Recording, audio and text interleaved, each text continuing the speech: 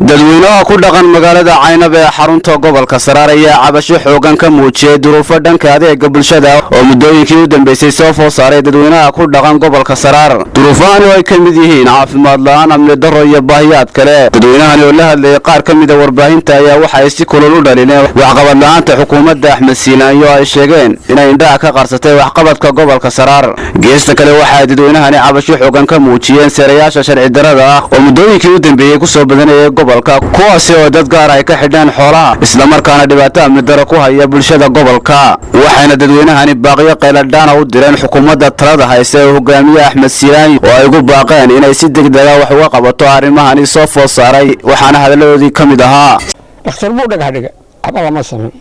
xanaanada xoolaha waa madaxweynaha dhagax dhigay waxba lama sameyn, waxaa la dhagax dhigay garoonkii kubadda cidi waxba ma sameyn, kansikii baa la dhagax dhigay waxba lama sameyn. ذلك أنا وأنا سيدا مشكلة فربنا بالناس سووا سووا نبدلهم وحاو أبا سرياش لوكي أو أوتي حتى لو حاول من الحوين وكيما وحاول يصير كريما جودا بلس كلو سوكري وبلس تغير هلا كان وسدوا من وسارد مع وسارد حفيظ قرقم عليه كستن بدل هذا كستن تود هوسه كوريدو كجرا تود هوسه حفيظ معقول ما حتى عافيمادك وكلي أنا دكتور مليهن haddii aanu nahay gobolka Saraar wax badan oo aanu qarsanaynay baanu maanta sheegaynaa qarinna mayno dib u qarin mayno mudane madaxweyne dhaliilo badan horta xukuumaddaada miyaan gobolkan ciidamo wakiil uga hayn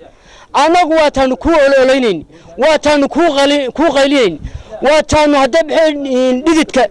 aanu sidaa isaga sayrin horta maxaanu dhididkii aanu shaqaysanay mudane madaxweyne xukuumaddaadu nooma hagar laa xukuumaddaadu haddaanu gobolka Saraarnahay cid laga xidho garan mayno dawladaha hoose waa xidhan cid xidho garan mayno xafiisyada dhan mid walba nin baa jeebka iskaga sita markaa mudane madaxweyne adigoo mahadsan ku noqo arrintaa haddaan u gudbo baahiyaadka gobolka yaale xukuumadda Soomaaliland si cad ugu guuldareystay inay wax ka qabato waxa kamid ah cusbitaalkii weynaa Caynaba kamid ah maxay tahay dhakhtarku wuu dhisay si fiican buu dhisay wax alaalo shaqo ka socota ma jirto maxay tahay wax doctor oo fadhiya ma jiro maxay tahay hooyada ku umusha dhakhtarka Caynaba waxa degdeg lagu cararaa oo gaari masaafo 200 kiiloomitir ayuu Caynaba ambulance inta ka qaado loo shidaal gareeyo ayaa la geeyaa maalin dhaweeto waxa la keenay laba ciyaal oo mas'uunay labadiiba serious bay ku gaadhayeen antibiyootik quraan lagu midin wasaaradda caafimaadka kama war hayso dayac badan baa ka muuqda wasiirku wuu soo maray ballanqaad buu sameeyay wax alaale waxaanu ka haynaa ma jirto annagu waxaan leenahay madaxweyne wax alaale waxaad noo qabatay ma jirto waxaan leenahay waxaan qanciyo dawladdu weynay ma tustaa waxay maalintii weeytay madaxweyne oo socdaalka bariga ku soo kala bixiyay wuxuu noo ballan qaaday inuu booliis kordhin doono iyo gaadiidey wataan 150 nin wuxuu kala ka hadlay inuu guuto militariga keeni doono inuu degdeg wax uga qaban doono ammaanada sareeyaasha iyo deegaanada tuulooyinka yaryar marba koriyo deegaanka qaribaya marka waxaan u sheegaynaa madaxweynaha waxaan ku xigeenkaba in si degdeg ah arrimaha wax loogu qabto waxaan leenahay guurti waa gobolka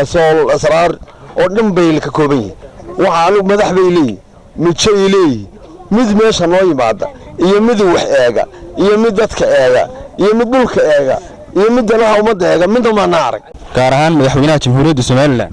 waxaan u sheegayaa gobolku inuu baahan yahay waxqabadkaasna ay xukuumaddu ka indhaqarsatay maalin walba madaxweynuhu uu soo maraa gobolka Saraar wax uu dhagax dhigaa haba yaraatee ma jirto madaxweynaha jamhuuriyadda Soomaaliland maalintii la doortay ee gobolka laga doortay wuu mara furnaayo waan ku soo dhaweeyay waana seexanayay ilaa saqiirka ayuu la sheekaysanayay maalintii kursiga fuulay madaxweynuhu waxaad moodaa gobolka Saraar inuu ka indhaqarsanayo waayo wuu yimaadaa wax allaale wuxuu gobolka loo qabtayna ma jirto maxkamadda iyo saldhiga ayaa loo dhagax arintaa wuu la fuliyay laakiin deyn baa lagu fuliyay dadkii lahaana lacagtii way leeyahay anagu ragga lacagta ku leh ayaanu ka midnaa waxaad moodaa gobolkan Saraar ama gobolada bari inaanay gobolada Soomaaliland ku tirsanayn gobolka Saraar waa gobol aad ugu liita waxyaalo fara badan sida caafimaadka waxbarashada dhaqaalaha dhammaan inta wuxuu yaalaa meel aad u liidata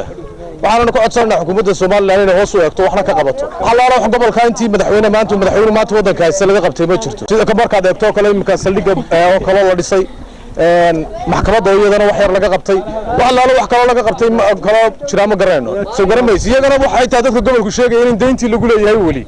oo aan la bixin xukuumaddu aanay bixinin soo garamaysid dhinaca kale caafimaadka maanta aad buu liitaa gobolku dadka gobolkooda waxa loo qaadaa gobolada kale dadka xanuunsada sida qofka umugayo kale soo garamaysid dhammaan waxa loo qaadaa gobolada kale ee Soomaaliland sida gobolka Togdheer iyo Saaxil iyo Hargeysa baa loo qaadaa dadkooda caafimaadka waxa laalo waxa maanta dhakhtarka weyn marka tagto caafimaad ahaan waararka xitaa wax jiifaa ma leh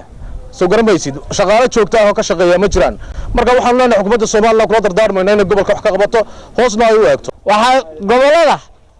galbeed labadii tuulo isxigaba dariiq baa loo bixiyay laamiya amana gobolka Saraar ilaa meesha ceelal la yiraahdo raf lowd baa baabuurtu ku socotaay bileysku haduu ceelal shilka dhaco bileysku 4 saacadood ilaa 6 saacadood buu sii socdaa waxay ku dhacday in la kaga gudbeeyay ee aan ku weynay Soomaaliland la kaga gudbeeyay madaxweyne waa ka sugaynaa jawaabteeda Salabaan Elmi Saciid Salabaan Kiiko telefishinka caalamiga ee Kalsan Aynaba